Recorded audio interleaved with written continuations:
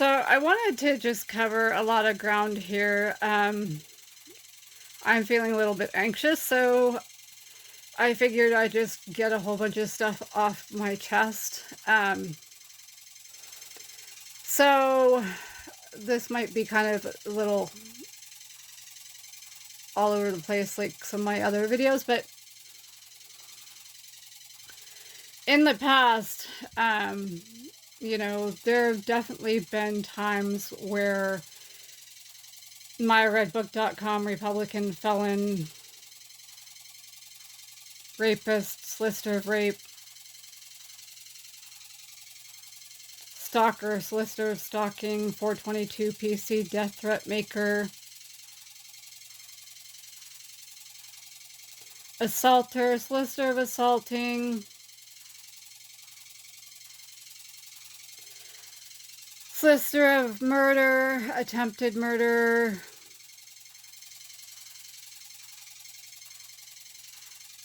suborner of perjury, perjurer, solicitor of perjury,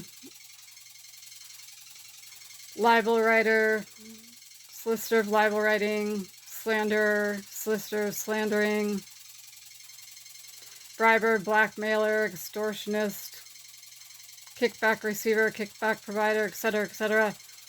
Ex-mafia member Glen Chapel and I have gone head-to-head. Kind of, not really. I mean, it's more on his part than on my part. Like, he would yell at me because I guess I'm the bad person because I don't think that people should be having sex with kids. He admitted to me on several occasions having traveled to Thailand and Vietnam and having had sex with underage kids. And that's true for Steve Johnson as well. And according to Steve Johnson, while living in Panama, he's paid for sex with 10-year-olds, 11-year-olds, 12-year-olds, 13-year-olds, 14-year-olds, 15-year-olds. And Steve Johnson is apparently, or has been, like a really good friend to myredbook.com, Republican felon, ex-mafia member, etc., etc., Glen Chapel. And I think Steve Johnson has rubbed off a lot on myredbook.com, Republican felon, ex-mafia member, etc., etc., Glen Chapel. I mean, Steve Johnson is pretty right on the scale of right to left. I mean, he's one of those people that believes in all those conspiracy theories that were out there, like QAnon. Definitely a QAnon supporter. Yeah, so myredbook.com, Republican felon, ex-mafia member, etc., etc., Glen Chapel would yell at me, not all the time, but quite often, about how I'm the problem and how people like me are the problem, how we can't see that having sex with underage kids is normal. And, it's people like me that cause problems in the world. He repeated that to me on several occasions. I can't even tell you how many times, but enough that it bothers me and bothered me. And the fact that, Steve Johnson bragged, which is hearsay, cited utterance exceptions, the fact that Steve Johnson bragged about paying for sex, in Panama with kids that were 10, 11, 12, 13, 14, 15, that got to me too. That kind of stuff really gets to me. Just because I've been through similar. Maybe a little bit older, but similar.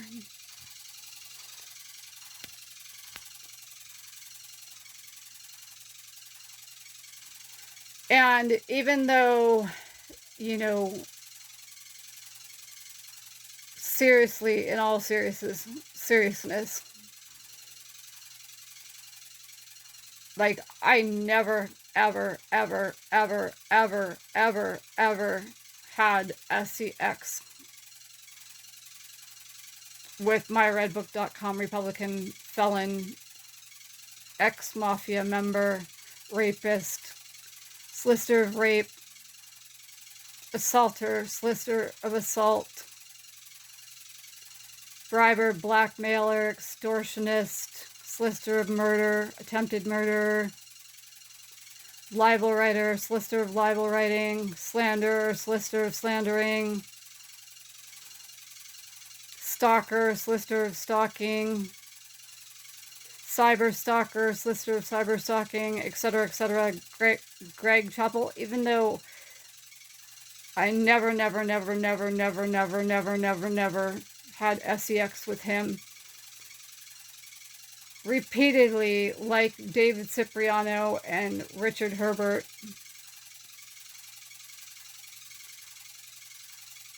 Glen Chapel would say, oh, your parents don't love you, your mother doesn't love you, your dad doesn't love you, you know, your family doesn't love you, your family doesn't want anything to do with you. He said that all the time. Total abusive behavior, total abuser behavior.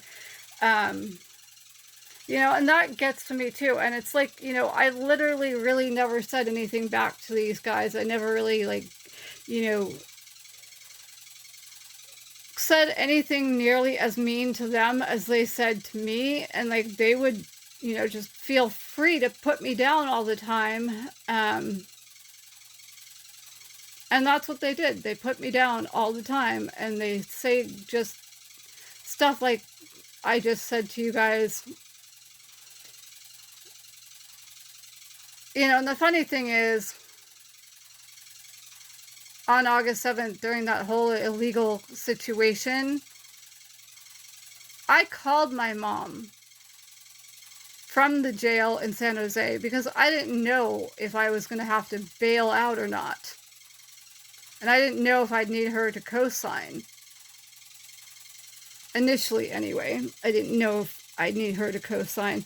Like, it turns out that I would have needed her to co-sign, even though I had enough money that I could have covered bail if I needed to when I entered the jail. But I called my mom, and, like, we had been in contact pretty much until my SD card was tampered with illegally. You know, and then I'm still kind of fixing that situation, and I will be in contact with her again. And, you know, my mom loves me, and she said it to me over the phone when I was calling her from the jail. So, screw myredbook.com Republican felon, etc., etc., ex-mafia member Glen Chapel. Screw him.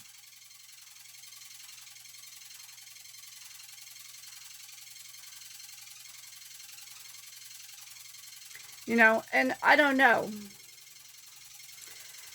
I just really at times don't believe that people getting into escorting or being a courtesan is really something that they want to do. At times I really just don't think that's possible. Like, that somebody would willingly become an escort or a courtesan.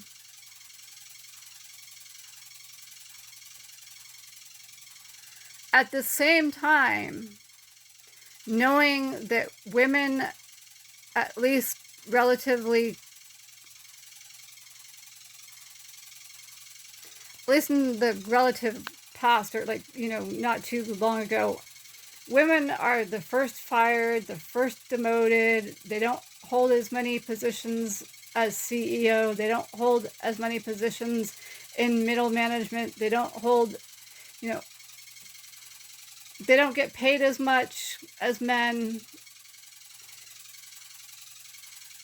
So if a woman or whatever, or whoever, or LGBTQIA, because they also don't get paid as much, and I'm sure they get fired and terminated just as often as women and demoted as often as women and stuff like that. Like, and BIPOC too. Like, if somebody really willingly wants to be an escort or a courtesan, by all means, if that's how they need to make money, then that's how they need to make money. So for those reasons, the fact that women, BIPOC, LGBTQIA are fired first, demoted first, and don't hold as many positions, being CEO or in middle management and stuff like that, for those reasons, and not getting paid as much, for those reasons, I think that, escorting and being a courtesan, that should be decriminalized. And I know just recently I read that it seems to be the case in Los Angeles, down in Southern California. I don't know though. Like, that's another situation, another puzzle, whatever, that I can't solve, because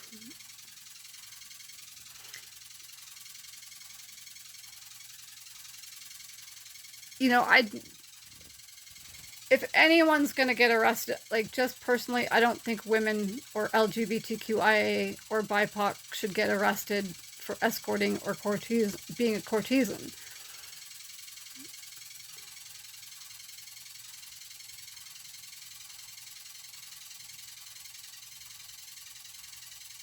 I don't know how you fix that issue at this point.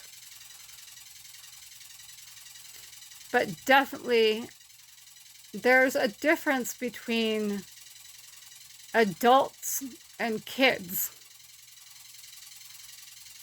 And to me, kids are anybody under the age of, or kids are 17-year-olds or younger.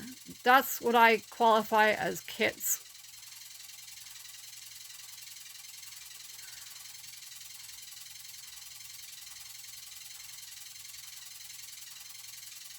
And I just don't think that kids should be out there being courtesans or escorts.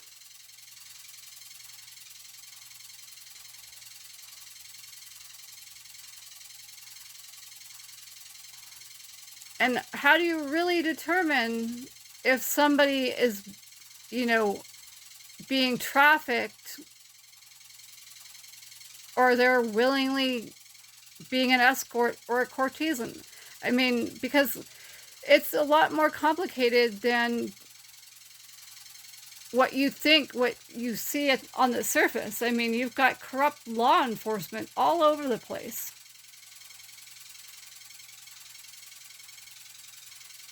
That factors into the whole situation as well. So it's not an easy issue to address by any means.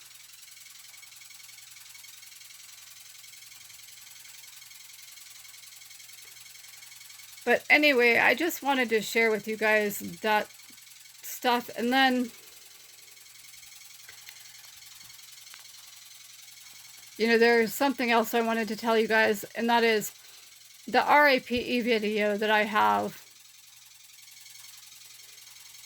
In that video, I'm completely passed out. So, yeah, I was not awake. That just makes the whole thing even worse. And,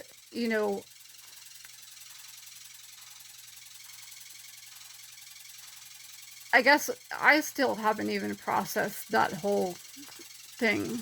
The fact that I put my phone with my camera running on, basically the nightstand while I was sleeping. And then I found that I had been RAPED while I was sleeping, while I was passed out.